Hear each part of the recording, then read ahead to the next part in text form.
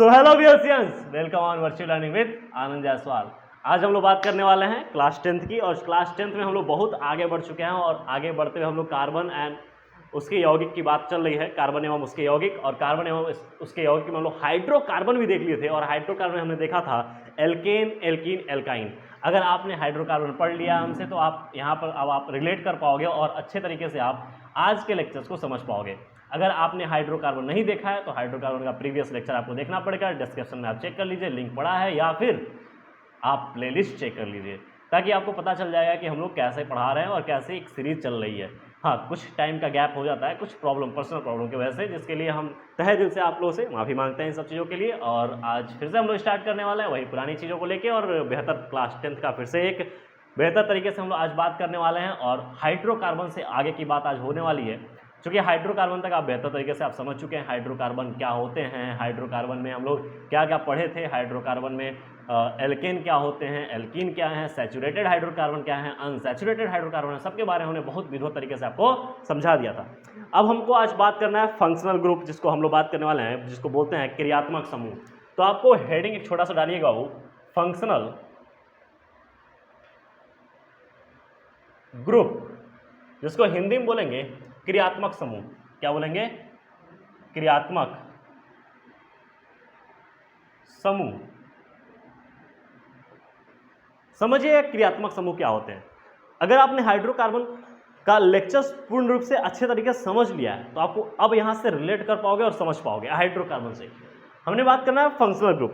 Functional group के लिए सबसे पहले हम समझेंगे कि हाइड्रोकार्बन हमने आपको समझाया था, और हमने बोला था कि हाइड्रोकार्बन में दो चीज होंगे, कार्बन और हाइड्रोजन। तो अगर हम बात करें कि कार्बन हाइड्रोजन की एक लंबी श्रृंखला, जैसे हम बात करें कि CH3 CH2 CH2, एक लंबी श्रृंखला के हाइड्रोकार्बन से हम लिख रहे हैं यहां पे एक लंबी हाइड्रोकार्बन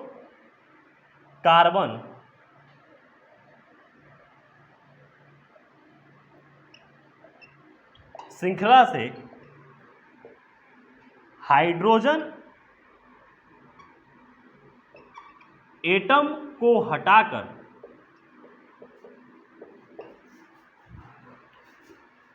उसके जगह पर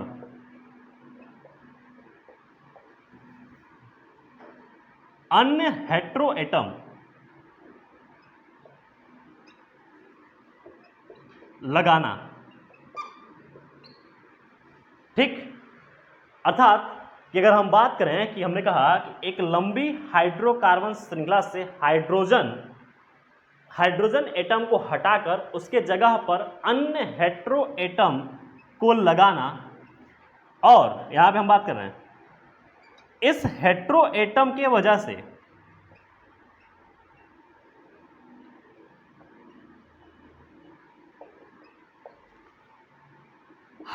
यहां हम बोलें कि कार्बन श्रृंखला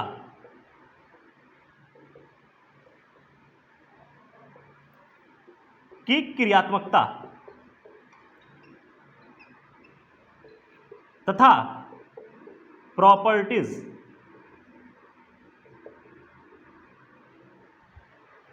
इस हेट्रो एटम की वजह से कार्बन श्रृंखला की क्रियात्मकता तथा प्रॉपर्टीज निर्धारित होना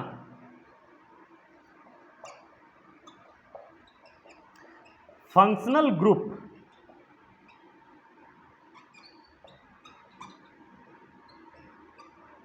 कहलाता है। समझिएगा, दो बातें हमने लिखा है और दोनों विशेष बात हैं। एक बात हमने बोला बाबू कि एक लंबी हाइड्रोकार्बन श्रृंखला से हाइड्रोजन एटम को हटाकर, या हाइड्रोजन एटम के जगह पर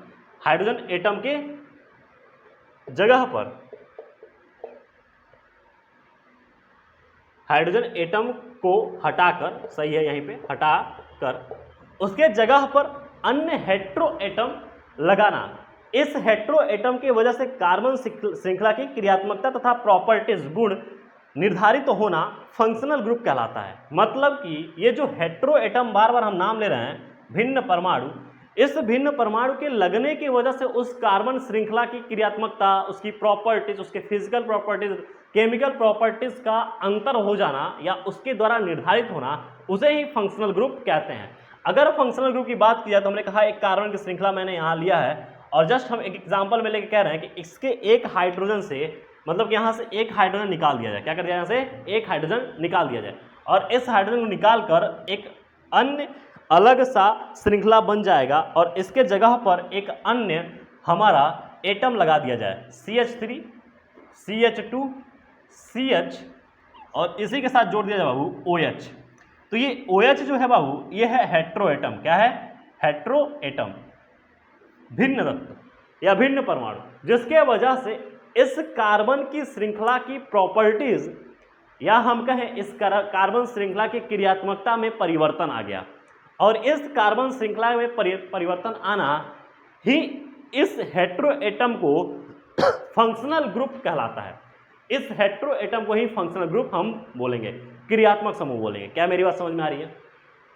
इस प्रकार अगर हम बात करें कि क्रियात्मक समूह कितने होंगे तो क्रियात्मक समूह निम्न प्रकार के हैं। तो आओ देखते हैं क्रियात्मक समूह। अच्छा, इतनी बात समझ में आ गई। मोटी मोटी बात ध्यान रखो कि किसी हाइड्रोकार्बन से हाइड्रोजन को हटाकर किसी एक हाइड्रोजन को या किसी एक हाइड्रोजन या एक से अधिक हाइड्रोजन को हटाना ड्यू टू या डिपेंड करेगा उसकी वैलेंसी के आधार पर। मान लो कि यहाँ पे ऑक्सीजन डबल बॉन्ड से जोड़ना हो तो हम डबल बॉन्ड से जोड़ेंगे तो 2 हाइड्रोजन को हटाना पड़ेगा। अब वो भी बात करेंगे हम कैसे डबल बॉन्ड से जब जोड़ेंगे तो 2 हाइड्रोजन को कैसे हटाएंगे और कैसे हटा के वहाँ पर बनेगा। क्या मेरी बात समझ में आ रही है?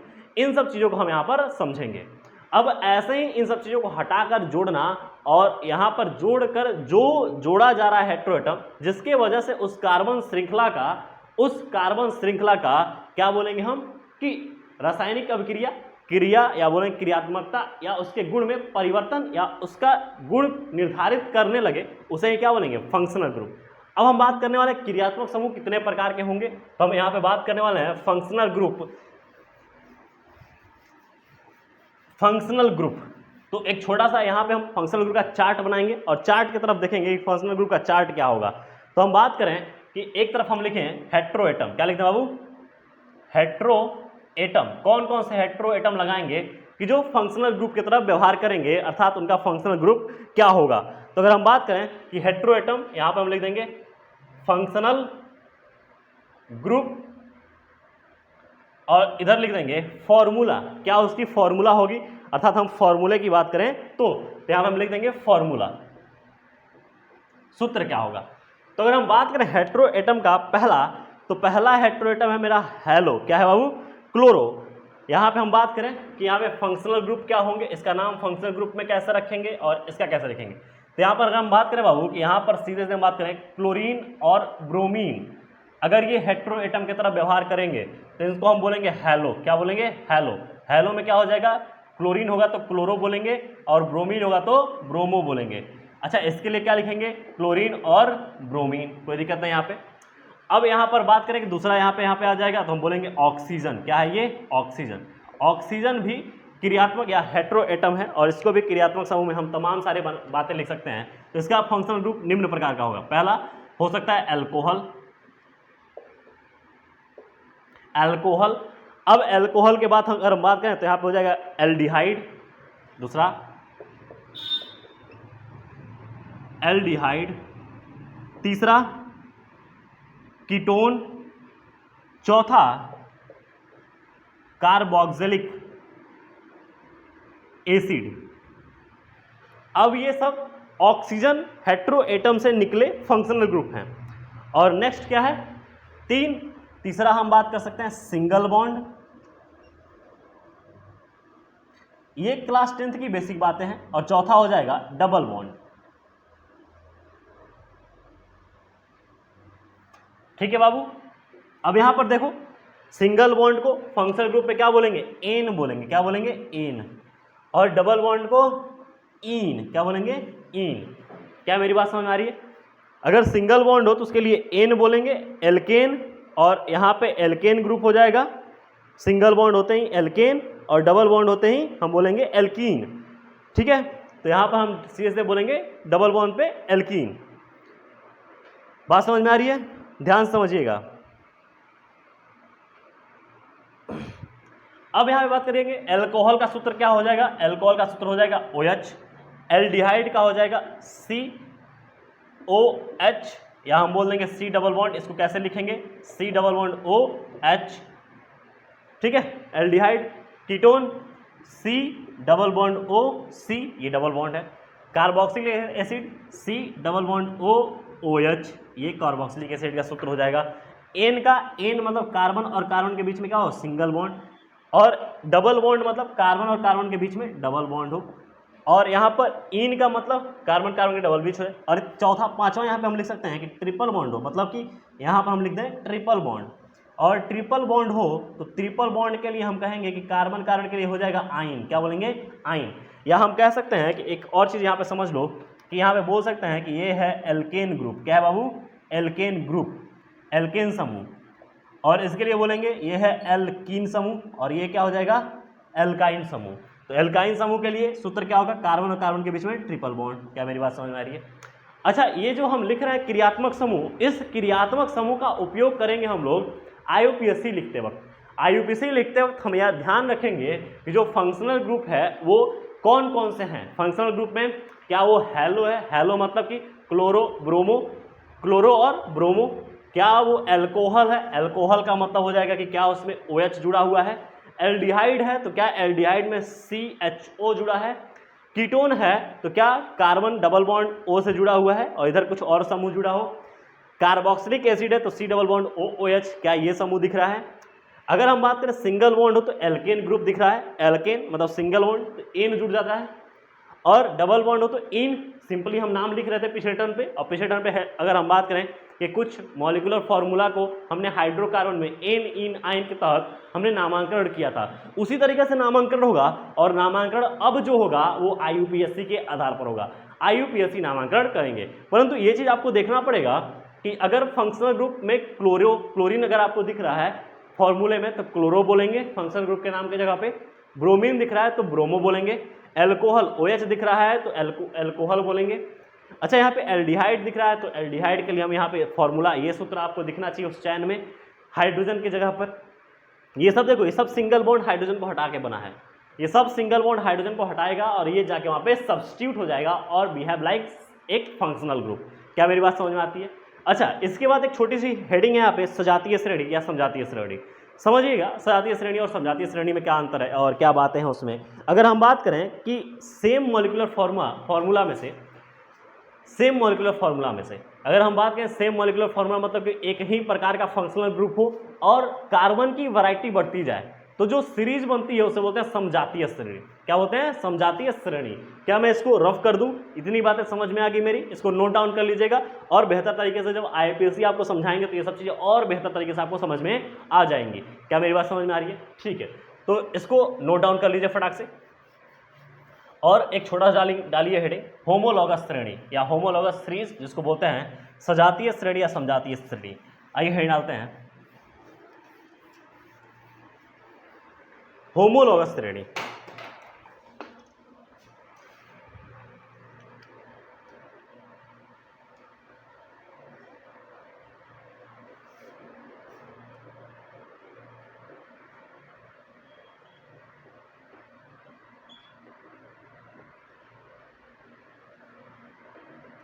सुनो, हम बार बार कह रहे हैं सजातीय श्रेणी के लिए समझिएगा क्या बोलेंगे। जैसे मान लो कि हम कह रहे हैं कि एक ही प्रकार का फंक्शनल ग्रुप है, जैसे हमने बोला CH3OH, मतलब कि एक प्रकार का फंक्शनल ग्रुप लगा हुआ है। ये कौन सा फंक्शनल ग्रुप है, एल्कोहल वाला, एल्कोहल वाला फंक्शनल ग्रुप है। अच्छा, यही बार बार ये फंक्शनल ग्रुप कांस्टेंट हो जाए और कार्बन की संख्या बढ़ती जाए। जैसे हम बात करें यहाँ पर कार्बन की संख्या, अगर मान लो कि यहाँ पर बात करें तो कार्बन की संख्या क्या हो जाएगी, C2। अगर हम यहाँ पे बात करें कार्बन की संख्या तो हम बोलेंगे C2 और C2 सीधे से बोलेंगे C2H5OH, तो यहाँ पे क्या हो जाएगा C2H5OH। और यहाँ पर अगर हम बात करें तो फिर से यहाँ पे बढ़ता जाएगा C3H7OH। तो ऐसे कार्बन की श्रृंखलाएं बढ़ती जाए और C3H7 के बाद हम बोल सकते हैं C4H9OH। क्या बोल सकते हैं, C4H9OH। और ऐसे करके एक चीज़ देखो बाबू कि ये एक प्रकार का श्रेणी बना जिसमें सब कुछ सेम है, बस अंतर क्या है, CH2 का। कितने का अंतर है, CH2 का। एक कार्बन बढ़ता जा रहा है और 2 हाइड्रोजन जुड़ता जा रहा है। इसमें भी देखो क्या ये अंतर हो रहा है CH2 का, और इसमें भी अंतर कितना हो रहा है CH2 का। अच्छा एक चीज तो फिक्स है, क्या वो है अल्कोहल समूह। इस प्रकार के फिक्स होने पर जो वेरिएबल या एक श्रेणी तैयार होती है, इसको बोलते हैं समजातीय श्रेणी अर्थात सजातीय श्रेणी। सजातीय श्रेणी में हम कह सकते हैं कि फंक्शनल जो है फंक्शनल ग्रुप समान रहेगा, जबकि कार्बन की संख्या में बढ़ोतरी होती जाएगी। कार्बन हाइड्रोजन वेरी करेगा कितने नंबर से, CH2 नंबर से। क्या मेरी बात समझ में आ रही है? अच्छा सजातीय श्रेणी में एक और बात विशेष बात बोली जाती है कि CH2 ग्रुप से ये बढ़ता तो जाता है, परंतु इसमें एक चीज अंतर रहती है कि इसकी chemical properties and physical property gradually change होती है। अगर हम बात करें कि ये CH2 ये बढ़ते जैसे जा रहा है, तो हम कह सकते हैं, यहाँ पे नोट पॉइंट लिख रहे हैं कि जैसे जैसे श्रेणी में आगे की तरफ बढ़ते जाएंगे, श्रेणी में आगे की तरफ बढ़ते जाएंगे, chemical and physical properties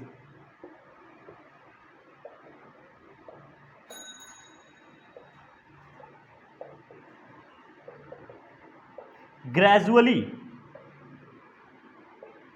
change हो जाएंगी, चेंज होती जाएगी। मतलब कि फिजिकल प्रॉपर्टीज मतलब अवस्था परिवर्तित होते जाएगा, और अवस्था के साथ साथ अगर हम फिजिकल प्रॉपर्टी के साथ साथ बोले कि इसके रासायनिक गुण में भी परिवर्तन होते जाएगा।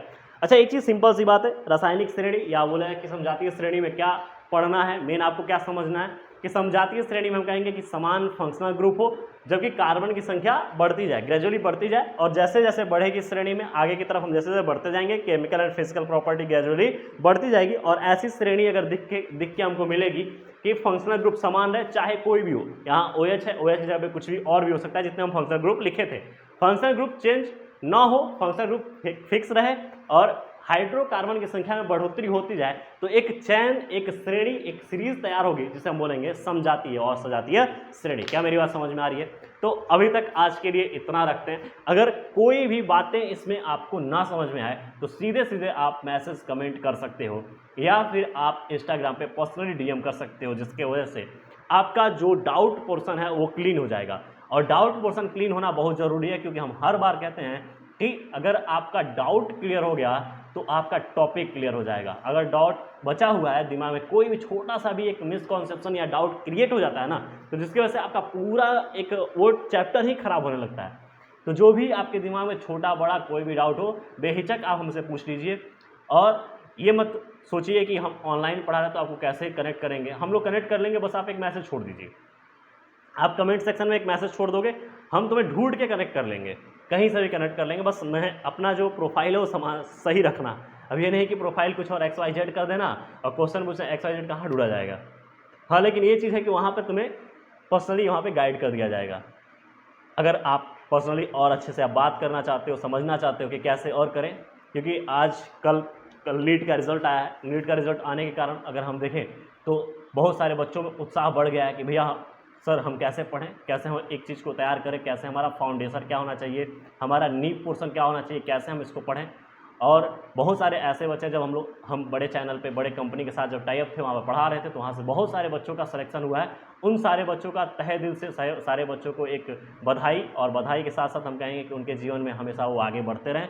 और आप लोग से भी यही कहेंगे कि आप लोग भी अपने टारगेट गोल फोकस करके बना लीजिए कि कौन सा गोल क्या हमको चाहिए, उस हिसाब से आप अपने आप को अग्रसर करिए। और ज़रूर निसंदेह कि वो चीज़ आपको मिलेगा अगर आपने दिमाग से फोकस कर लिया, अपने आप को फोकस कर लिया, तो वो चीज़ बेहतरीन तरीके से मिलेंगी और उसको कोई रोक नहीं सकता।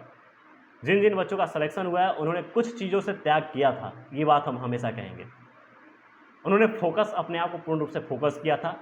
हाँ कुछ बच्चे उसमें और ऐसे बच्चे हैं जो अभी फर्स्ट रैंक जो आया है, रैंक जिसकी बहुत अच्छी आई, जिसने बोला कि हम बहुत इंटरटेनमेंट करके अपने आप को पढ़ाई की तरफ ले गए। तो कुछ बच्चे एंटरटेनमेंट में भी फोकस रहते हैं और कुछ बच्चे एंटरटेनमेंट में अपने आप को खो देते हैं। तो जो बच्चे एंटरटेन करते, अपने आप को एंटरटेन करते करते फोकस खो के उसी एंटरटेन के साथ वो पढ़ाई भी एंटरटेन करके पढ़ लेते हैं, वो बच्चे हमेशा रैंक 1, रैंक 2, रैंक 4, रैंक मतलब कि 10 एंड 50 रैंक के अंदर रहते हैं। लेकिन जो थोड़ा सा एवरेज स्टूडेंट है, या जो अपने आप को सोचता है कि मुझे पढ़ना है और काम अलग है, ये अलग है, तो थोड़ा उनका रैंक बनता है लेकिन सही बनता है, ठीक है। तो अगर आप अपने आप को एंटरटेन करके पढ़ ले रहे हैं तो यहाँ पे बेहतरीन चीज़ है कि आपको आपका रिजल्ट और बेहतर दिख सकता है। तो पढ़ाई में एंटरटेन होना ये मज़ेदार चीज़ है। पढ़ते रहो, एंटरटेन करते रहो अपने आप को, यार ये तो बड़ा मज़ेदार चीज़ है, किस जातीय श्रेणी दिख रही है, बात समझ में आ रही है। तो ऐसी चीज़ें आपको देखती रहनी पड़ेंगी और आपके इर्द गिर्द जो भी सेलेक्ट हुए उनको बहुत बहुत बधाई देना, ठीक है। मेरी तरफ से भी भर भर के बधाइयाँ देना और हम लोग मिलते रहेंगे ऐसे ही और आपका बेस ऐसे ही तैयार करते चलेंगे और 11th-12th में बहुत अच्छे से आपको पढ़ाया जाएगा। जो बच्चे हमारे पास बच्चे ऑफलाइन मोड में पढ़ते हैं वो बहुत अच्छे से वो हर एक चीज़ को समझ पाते हैं और आप भी समझ पा रहे हो और बेहतर हो चुका है आपका हमारा कम्युनिकेशन, आप अच्छे तरीके से समझ पा रहे हो। कोशिश करिए कि आप कनेक्टिविटी और बढ़ाइए। कनेक्टिविटी मतलब कि हो सकता है कि आप मैसेज ज़्यादा छोड़िए कि सर यहाँ पे कुछ बातें हैं और या आप बात करने की कोशिश करिए। इससे क्या होता है कि आपके दिमाग में जो भी डाउट होंगे वो क्लीन हो जाएंगे। जितना आप हमारे टीम से कनेक्ट रहेंगे उतना ही आप आगे बढ़ोगे। एक बात यहाँ पे कही जाती है कि अगर अच्छे लोगों के साथ रहेंगे तो डेफिनेटली अच्छा ही होगा। तो अगर आप यहाँ पे कनेक्टिविटी अगर आप बेहतर कर रहे हो, अच्छे लोगों के साथ रह रहे हो, तो सिंपल सी बात है कि आपका अच्छा होना है। तो इसलिए आप हमारी टीम से कनेक्ट रहिए और जो भी आपके पढ़ाई में जितनी भी दिक्कतें आ रही हैं, जो भी जहाँ से, वो आप शेयर करिए बेहिचक।